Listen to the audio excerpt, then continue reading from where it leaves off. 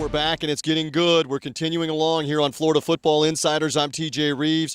He is Todd Grasley. We're ready to preview another week. We've begun to understand some things in both college and the NFL. Are you excited for another week? Absolutely. Can you believe it, TJ? The combined teams in the NFL, 6-0 for Florida teams, USF 3-0, UCF 2-0, Gators and Seminoles struggling. We'll see if they can bounce back here in week 4. Yeah, there are some teams that are doing well, as you mentioned, and some other teams that are not doing so well. All right, let's go ahead and take a look at the schedule, and we actually have a Friday night game heading into the weekend, national television for UCF against Florida Atlantic. So a lot of the country will see that matchup. Then on Saturday, 3 of the games in the afternoon, USF playing host to East Carolina, Florida State the same back at Doak Campbell Stadium with Northern Illinois off of that awful performance in Syracuse.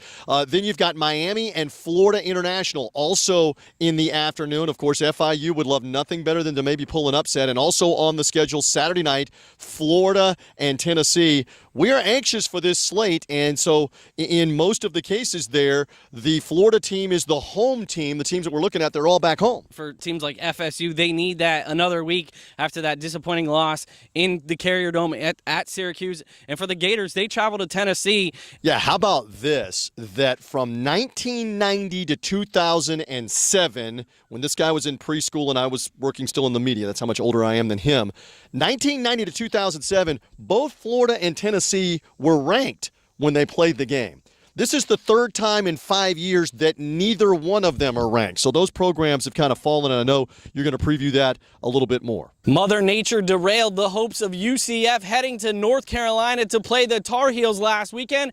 But Mackenzie Milton and Josh Heupel, they say that's okay, as they get in a couple of extra days to prepare for Lane Kiffin and the FAU Owls, who come to Bright House Network Stadium in a Friday night showdown.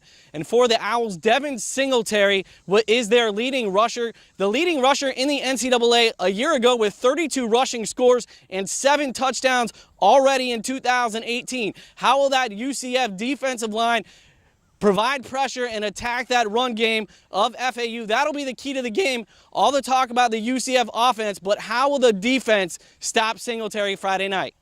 Florida State had a players-only meeting earlier in the week. They are 1-2. Some may say that's an abysmal start.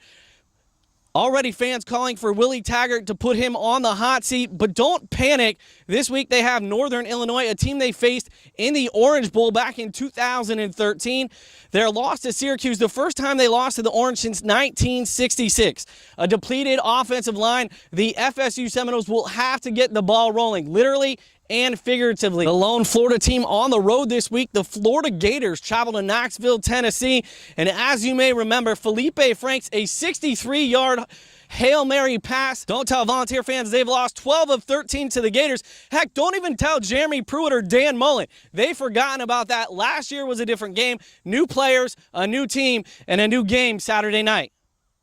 All right, Todd, USF Bulls back home with East Carolina. The Bulls a win over Lovie Smith and Illinois, with Blake Barnett throwing the game-winning touchdown pass in the final couple of minutes in the game on a 50-yard bomb to keep the Bulls undefeated. They'll come back home and play an East Carolina team whose game was washed away by Hurricane Florence. They were unable to play with Virginia Tech last week, so they've had an unexpected bye week. They now come for the tough task of playing at Raymond James Stadium, and USF trying to get to 4-0 for the second consecutive year under Charlie Strong and open up American Conference play with a win at home.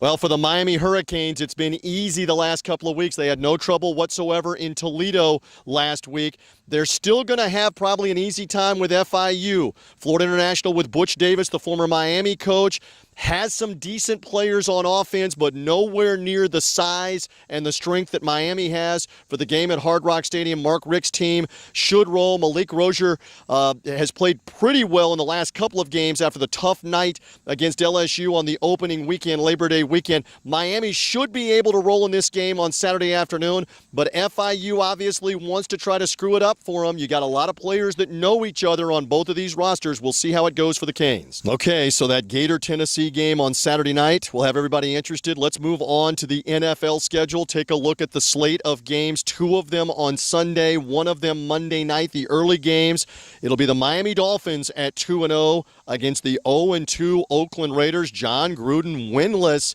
at this point, and they got to come all the way east to play in Miami, Todd. And then also the Jacksonville Jaguars, who lost both matchups to the Titans last year. Even though they won the division, they lost both games to Tennessee. They're playing at 1 o'clock in Jacksonville. And then Monday Night Football, Buccaneers and Pittsburgh Steelers with the Bucs at 2-0. Very interesting slate this weekend of these 3 games, and in all 3 cases, the Florida team again is the home team. Absolutely, and they're all undefeated. And if you asked a lot of people, do you think they'd be 6-0 combined? The Bucs after a not great season last year, the Jaguars, who went to the playoffs, and the Dolphins who were stuttering last year.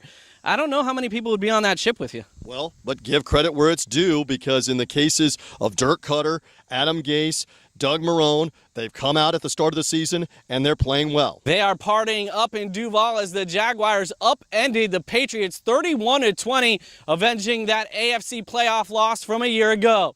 This week, they will have the Titans, and Blake Bortles has a hot hand in a battle of 2 of the top quarterbacks in the country. Tom Brady, maybe the greatest of all time, it was Blake Bortles who outshined him with 4 touchdowns. And this week, he will go up against the Tennessee Titans. And when you talk about quarterbacks, there's a little bit of an issue there, as Marcus Mariota, questionable, has some tingling in his fingers and on his throwing hand. Will Blaine Gabbert be the guy on Sunday for the Titans? That remains to be seen. Derrick Henry in the backfield, and it'll be a big day for the Jaguars defense. Miles Jack and company had a great game against the Patriots. We'll see how they stack up on Sunday. The last time the Dolphins started out 2-0 was 2013. Big wins over the Titans and the Jets in week 1 and 2. Ryan Tannehill threw for 2 touchdowns last week. Kenyon Drake, a rushing touchdown as well. Kiko Alonso with a big game at linebacker, 13 tackles for the Fins. John Gruden comes back to Florida with the Raiders.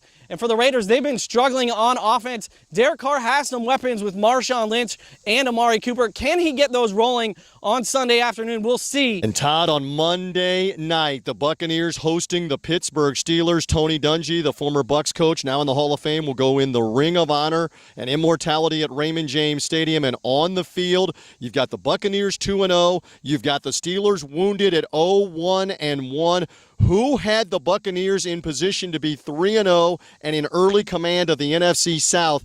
That's what's riding on the line coming up on Monday night. Ryan Fitzpatrick, back-to-back NFC Offensive Player of the Week honors. Again, the accolades keep rolling in for the 35-year-old veteran. The Bucs have never had a back-to-back Player of the Week player in their 43-year history of the franchise. Will Fitzmagic continue? Will Big Ben and the Steelers' offense get rolling? I know Mahomes tore them up on defense last week, but Big Ben still put up a bunch of numbers and touchdowns last week. This game may be a shootout on Monday night, Buccaneers against the Steelers. It will be a jacked atmosphere at Raymond James Stadium. I can't wait to be part of the radio call coming up for that game on Monday night. Tampa Bay and Pittsburgh, the whole country will be watching. Buccaneers will try to be 3-0 for the first time since 2005. Todd Grasley back with me one more time. I'm TJ Rives. Glad to have you with us here as part of Florida Football Insiders and previewing the weekend. All right, which game out of our slates, college and the NFL, intrigues you the most and why? You know, TJ, I'm a UCF alum, and I want to see the Knights continue their win streak, the longest in the country. They're at 15 games right now. Can they get to 16 games? And, a little bragging rights against FAU as well. Yeah, and that's an opportunity to see a lot of points scored probably on Friday night in Orlando. And again, for the Jaguars, a lot of people are pointing to this game because Tennessee was very physical with them in the 2 losses last year for Jacksonville. Let's see if they respond. I mean, in North Florida, they are going crazy. A 3-0 start. They haven't had this kind of start really in probably a decade or more. They were good last year, but this year they're expected to be good. We'll see if Jacksonville can continue on that. Are you ready for another fun weekend of Florida football? Absolutely. I think it's going to be exciting. I think the Bucs air attack, 4 different receivers with touchdowns last week. You got Blake Bortles heating it up, throwing 4 touchdowns last week as well. Another exciting week. Can the NFL teams all get to 3-0 this week, TJ? Yeah, that would be the talk of the NFL if they can all be there. And Florida and Tennessee, prime time in Knoxville, 105,000 fans. Will the Gators be 0-2 in the SEC if they don't win this game? That's going to be something else to watch. Did you have fun? Absolutely. And just to touch on that SEC real quick, it's just the beginning of their schedules. Tennessee gets Alabama, they get Auburn, and they get Georgia in the next 3 weeks. So a big confidence booster there in Knoxville. All right, well, let's see if they can get that. We'll see if Florida can get the win as well as the Gators get ready to get into the heart of the SEC schedule. We had fun bringing this to you. For Todd Grasley, I'm TJ Rives. Thank you for being with us as we preview the weekend games. Enjoy them all.